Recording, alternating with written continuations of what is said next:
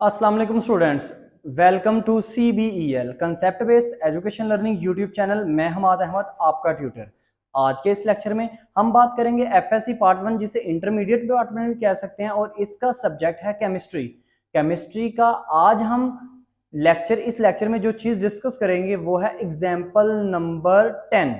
Students, last video में आपसे एक टॉपिक डिस्कस किया था, वो टॉपिक था मोलर वॉल्यूम। बहुत इंपॉर्टेंट टॉपिक था शॉर्ट आंसर क्वेश्चन के लिए प्लस MCQs के लिए। उसको अच्छे से देखिएगा क्योंकि वो टॉपिक ज्यादातर स्टूडेंट्स को समझ में नहीं आता।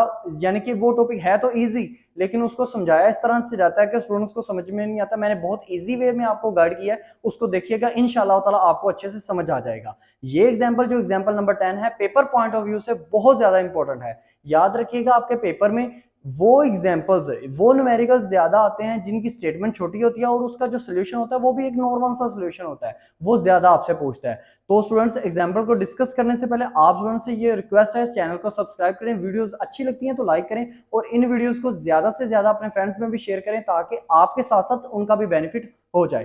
सो स्टूडेंट्स, हमारा जो टॉपिक था वो था मोलर वॉल्यूम। इसमें अब एग्जाम्पल नंबर आपकी आ रही है, एग्जाम्पल नंबर 10 है, बहुत ज्यादा पेपर पॉइंट ऑफ व्यू से इंपॉर्टेंट है। अब एग्जांपल में आपको क्या कहता है, याद रखिएगा, मैंने लास्ट लेक्चर में भी आपको बताया था मोलर वॉल्यूम हमेशा जो वॉल्यूम है वो गैस का लिया जाता है। अगर आपके पास एक मोल कोई भी गैस है तो उसका हमेशा आप मोलर वॉल्यूम फाइंड आउट कर पाओगे। गैस के अलावा अगर आपके पास कोई सॉलिड में कोई सब्सटेंस है या लिक्विड में कोई सब्सटेंस है आपके पास, तो वो कभी भी आप उसका मोलर वॉल्यूम फाइंड आउट नहीं कर सकते। तो सो स्टूडेंट्स, इस एग्जांपल में वो आपको क्या कह रहा है, वो कह रहा है कि आपके पास एक गैस है, वो गैस आपके पास, उसका जो वॉल्यूम है वो है 500 सेंटीमीटर क्यूब। तो गिवन डाटा में आपके पास क्या है, मैं यहां पे लिख लेता हूं डाटा। आपके पास क्या है, वॉल्यूम ऑफ गैस, ये आपके पास कितनी है, 500 सेंटीमीटर क्यूब। अब आपको मैस दिया है सब्सटेंस का,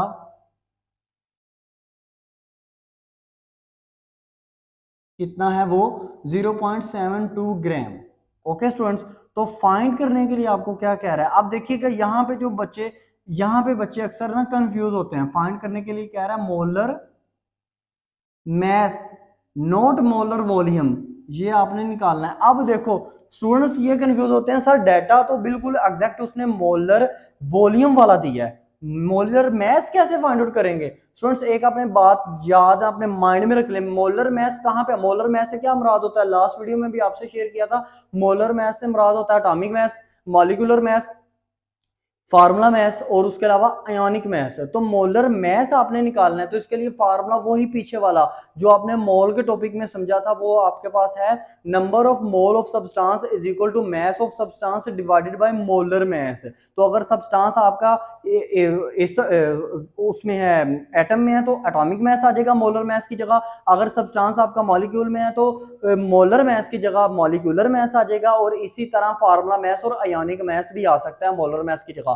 अगर कोई स्टूडेंट ये कहता है कि सर नहीं, मैं मैस ऑफ सब्सटेंस, ऊपर मेरे पास एटम है जैसे कार्बन है, तो सर ऊपर मैं कार्बन का मैस ले लेता हूं लेकिन नीचे मैंने मोलर मैस ही रखना है, लेकिन नीचे यूज एटॉमिक मैस ही करूंगा, तो वो भी आपका ठीक ही समझा जाता है। तो मोलर मैस आप उस फॉर्मूले से निकालोगे। तो सोल्यूशन पे चलते हैं स्टूडेंट्स, ये देखो सोल्यूशन। तो सोल्यूशन आप कैसे करोगे, चलो जी मैं लिख लेता हूं। मेरे पास क्या, वो फार्मूला कौन सा यूज होगा, ये ध्यान से देखिएगा। फार्मूला मेरे पास जिस फार्मूले में मोलर मैस आता है वो आता है number of mole is equal to किसके, number of mole of substance है, कोई ऐसा इशू नहीं है, नंबर ऑफ मोल या खाली मोल भी लिख देंगे तो कोई बात नहीं। Mess of substance divided by molar mess.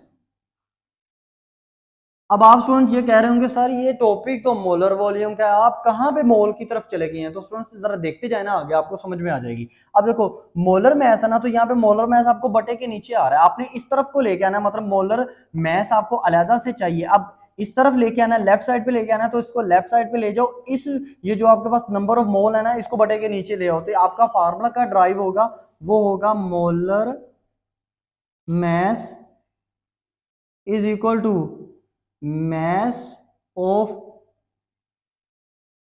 Substance over number of mole, या खाली आप मोल भी लिख सकते हो, ठीक है स्टूडेंट्स, जो आपका दिल चाहे आप वो लिख दीजिएगा, नंबर ऑफ मोल या खाली मोल भी। अब आपने अब इस फार्मूले पे जरा गौर करो, तो मैस ऑफ सब्सटेंस आपको दिया हुआ है, ये देखो 0.72 ग्राम, लेकिन मोल नहीं आपको दिए हुए, तो मोल फाइंड आउट कैसे करेंगे? अब यहां से नंबर ऑफ मोल, तो कुछ स्टूडेंट्स कहेंगे अच्छा sir number of mole find out करने हैं ना, तो मैं कहां पे जाता हूं, मैं number of mole find out करने के लिए ना मैं नंबर ऑफ मोल वो लगा लेता हूं एवोगैड्रो नंबर में, आपने जो हमें बताया था। तो स्टूडेंट्स एवोगैड्रो नंबर तो नहीं ना यहाँ पे वो कह रहा, उसने तो आपको जो सब्सटेंस दिया वो तो गैस की शेप में सब्सटेंस दिया है। तो इस वजह से अगर कोई स्टूडेंट्स अपने माइंड में ये सोच रहा है ना कि मैं एवोगैड्रो नंबर को यूज करके नंबर ऑफ मोल निकालूं, तो वो गलत सोच रहा है। उसकी वजह क्या है? क्योंकि आपको जो चीज दी हुई है वो वॉल्यूम दिया हुआ है गैस का, जो गिवन डाटा होता है उसको ध्यान से आपने एक दफा लाजमी देख लेना होता है, ठीक है ना स्टूडेंट्स। अब देखो मैं यहां से मोल कैसे निकालता हूं, तो मोल का मोलर वॉल्यूम में मोलर वॉल्यूम का एक्चुअल में फार्मूला क्या होता था? मोलर वॉल्यूम का फार्मूला होता था number of mole is equal to क्या? Volume of gas over molar volume. अब आपको पता है गैस का वॉल्यूम कितना है, ये आपके पास 500 सेंटीमीटर क्यूब दिया हुआ है, डिवाइड करें उसको, मोलर वॉल्यूम आपके पास कितना होता है, ये फिक्स अमाउंट है, जैसे एवोगैड्रो नंबर की है 22.22.414 डेसीमीटर क्यूब। तो जब आप इसको डिवाइड करेंगे आपके पास जो आंसर आएगा वो आएगा 0.0223 मोल। अब ये आपके पास मोल निकल आए, अब इसमें पुट कर दो, ये देखो इस इक्वेशन में पुट कर दो, ऐसे करोगे काम तो इजी होगा आपसे ज्यादा से ज्यादा। अब मैस ऑफ सब्सटेंस आपके पास कितना था? वो आपके पास इज इक्वल टू था 0.72, डिवाइड करो वो देखो 0.0223 मोल से, तो आपके पास जो आंसर आएगा वो आपके पास मैस, मोलर मैस आपके पास आ जाएगा 32 ग्राम। ये आपके पास क्या आ गया? Molar mass. मैं यहां पे लिख देता हूं मोलर मैस, ये आपका क्या आ गया? मोलर मैस 32 ग्राम।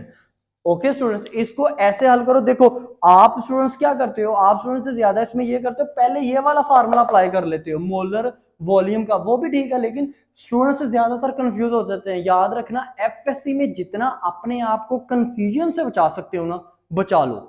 अपने आप को कभी भी कंफ्यूज मत करना, जहां पे आप कंफ्यूज होगे ना वहां पे आपके माइंड से जो जितना भी आपका कंसेप्ट लिया हुआ है ना वो खत्म हो जाएगा। और ज्यादा अच्छी तरह ये कोशिश किया करो कि एक टॉपिक को जब समझा होता है ना, तो उस टॉपिक की रिलेटेड जो चीजें होती हैं ना, उसके रिलेटेड जो फार्मूले होते हैं, उसके रिलेटेड जो उसकी वैल्यूज होती हैं, उसको अपने माइंड में 1-2 सेकंड के लिए ना पहले ले आया करो, ठीक है। ये ना देखते साथ ये ना फील कर लिया करो कि यार ये मुझे मोलर वॉल्यूम का क्वेश्चन है दे मुझे फाइंड आउट करने के लिए, तो मुझे मोलर मैथ दे दिया, तो ये मैं कैसे करूंगा।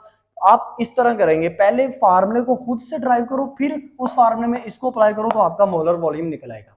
इस तरह तरीके से आपने करना है। इसकी अगर आप पिक्चर लेना चाहते हैं पिक्चर भी ले लीजिएगा, इंतहाई इजी वे में मैंने आपको समझाया। अब तक इतना ही, अपना ख्याल रखना, अपने इस यूट्यूब चैनल का भी। अल्लाह हाफिज।